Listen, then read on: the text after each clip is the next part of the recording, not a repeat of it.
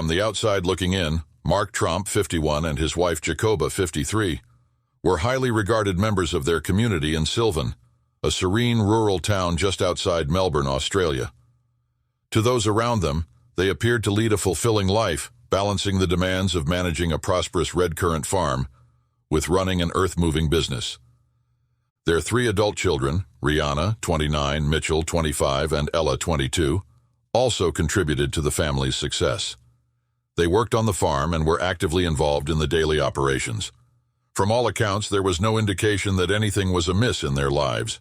But beneath this facade of normalcy, something strange was brewing.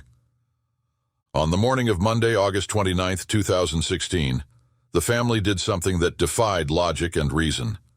Without offering any warning or explanation to friends, neighbors, or colleagues, Mark, Jacoba, Rihanna, Mitchell, and Ella packed themselves into Ella's silver Peugeot SUV and drove away. Their destination was unclear, but they headed north, leaving behind everything. The Tromp family traveled without pause through the day and into the night. They would cover a staggering 800 kilometers before arriving in the New South Wales town of Bathurst, a historic community located west of Sydney. By this time, it was 7 a.m. on Tuesday morning, August 30, 2016, and exhaustion was surely setting in among the family members.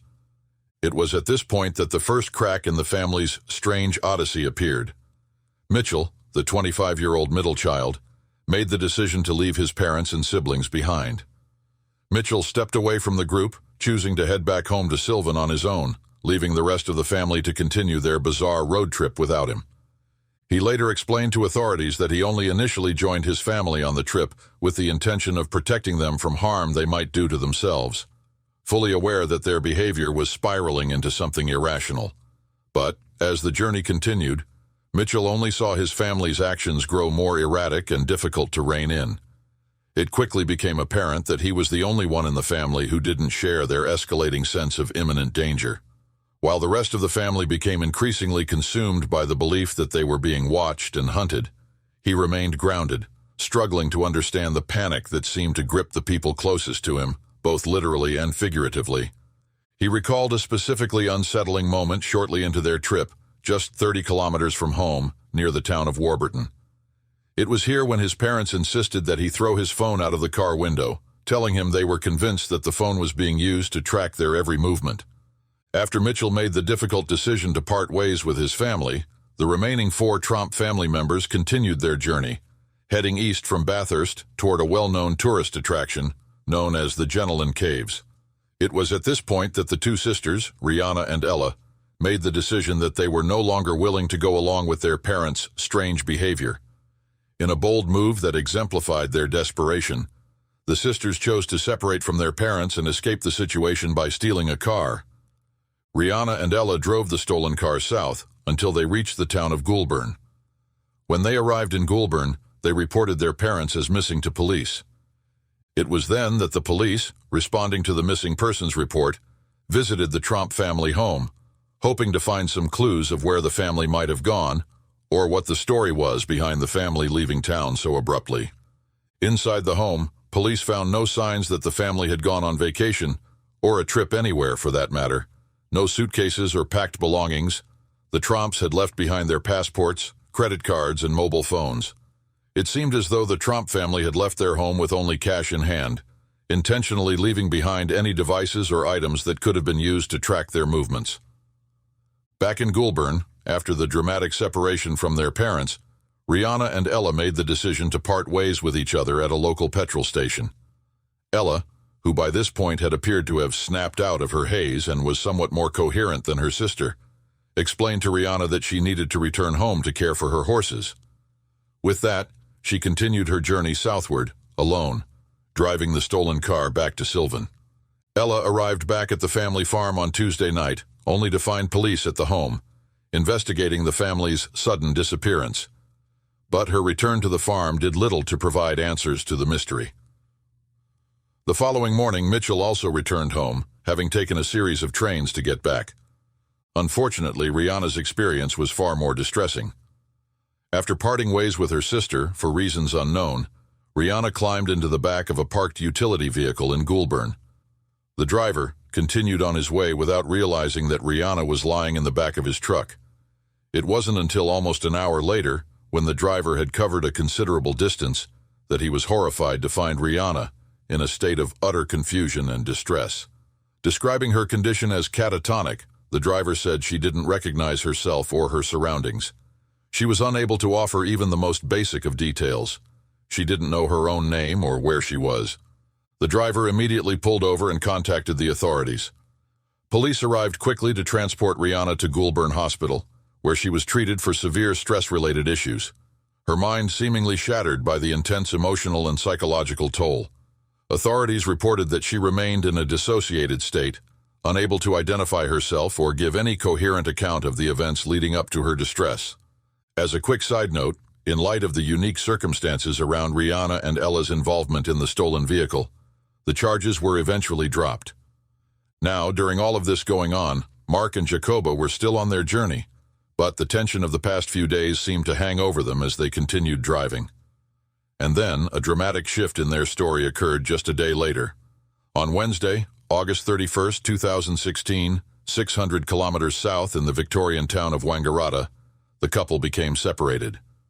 What happened next remains murky and a lot of it is still unexplained, but Jacoba, for reasons that have never been fully understood, headed north once again.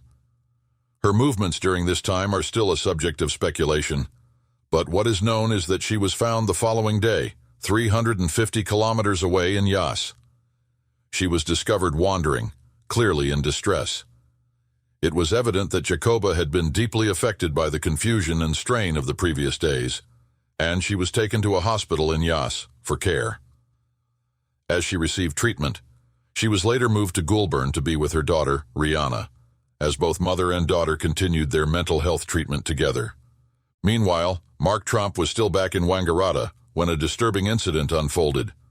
A young couple driving through the town found themselves being tailgated by a man in a silver Peugeot SUV.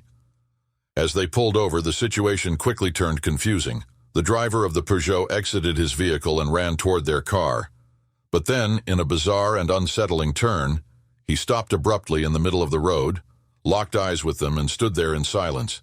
Then, without a word, he simply turned and walked off into a nearby park.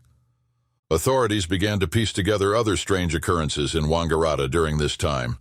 A series of break-ins had been reported around town, including at a local motel, though it remains unclear whether these incidents are connected to Mark Tromp. Then, 6 long days after the dramatic events began, the final piece of the strange puzzle fell into place. Mark Tromp was found beside a road near Wangaratta Airport, disheveled and seemingly lost in the midst of his mental breakdown. He was questioned by police and assessed by a mental health officer before being released into the care of his brother, a police officer.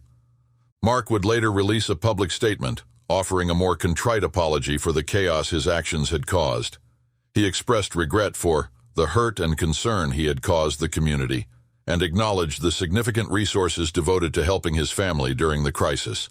His apology seemed to offer some closure, but the public's confusion remained as they tried to piece together the events surrounding the Tromp family's odd ordeal.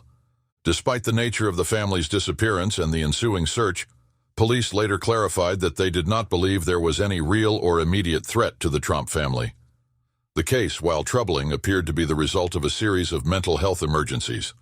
One investigating officer from the Sylvan district described the events surrounding the Tromp family as the most bizarre case I've seen in 30 years. There was no history of diagnosed mental health issues in the family, and there was no evidence to support claims of drug use.